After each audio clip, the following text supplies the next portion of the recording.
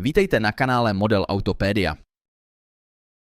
Znáte tento vůz? Na první pohled možná působí jako obyčejný starý pracovní pick-up. Ve skutečnosti ale patří mezi nejvzácnější užitkové automobily, jaké kdy Škoda vyrobila. Dnes se společně podíváme na příběh vozu Škoda 1202 pick-up.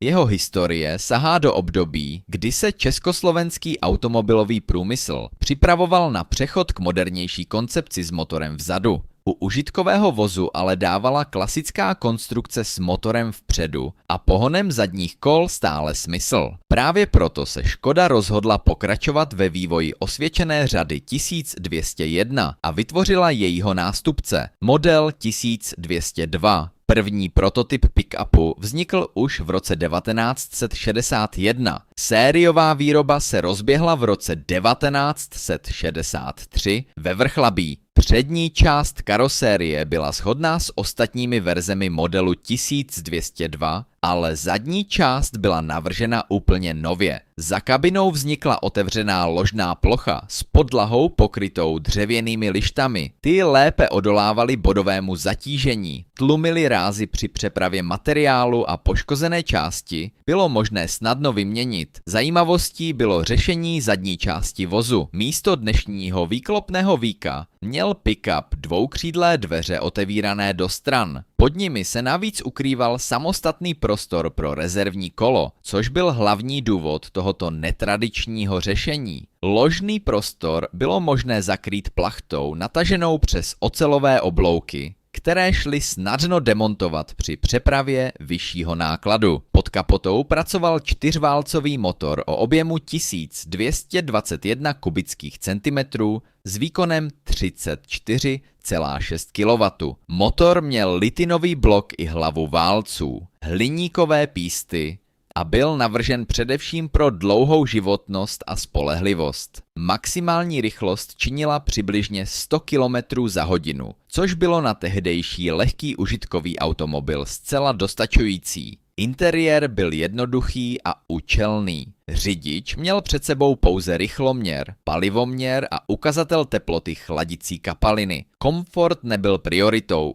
Důležitá byla jednoduchost, snadná údržba a odolnost při každodenním provozu. Škoda 1202 pick-up našla uplatnění především u komunálních služeb, lesních správ, státních statků nebo technických služeb měst. Sloužila také jako servisní vůz pro údržbu elektrického vedení, vodovodních sítí i silnic. Díky robustní konstrukci zvládala jízdu na nezpevněných cestách, v blátě i na sněhu lépe než většina osobních automobilů své doby. Vedle sériových vozů vznikla i řada zajímavých prototypů. V roce 1966 byl postaven valník s dřevěnou korbou a sklopnými bočnicemi. Do výroby se nikdy nedostal, ale inspiroval mnoho domácích přestaveb. Ještě zajímavější byly speciální letištní vozy. Na několik pick-upů byly namontovány vyřazené proudové letecké motory, které sloužily k odstraňování ledu z runwayi.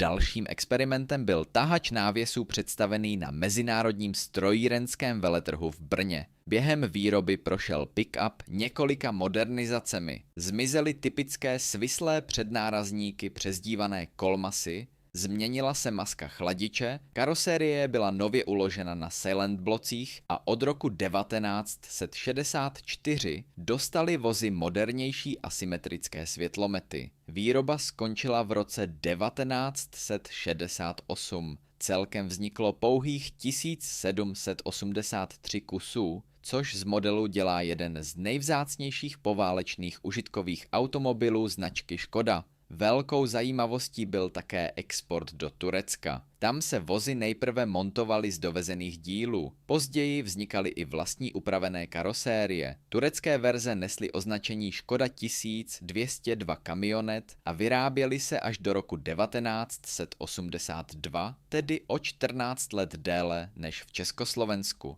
Dnes patří Škoda 1202 pick-up mezi velmi vzácné veterány. Dochovalo se jen malé množství vozů a jejich renovace je náročná nejen finančně, ale hlavně kvůli nedostatku originálních dílů. Přesto se najdou nadšenci, kteří jsou ochotni investovat stovky tisíc korun, aby zachránili další kus této neprávem opomíjené legendy československého automobilového průmyslu. Pokud se vám dnešní video líbilo, nezapomeňte dát like, přihlásit se k odběru a zapnout si upozornění na další díly. Díky za sledování a uvidíme se příště na kanále Model Autopedia.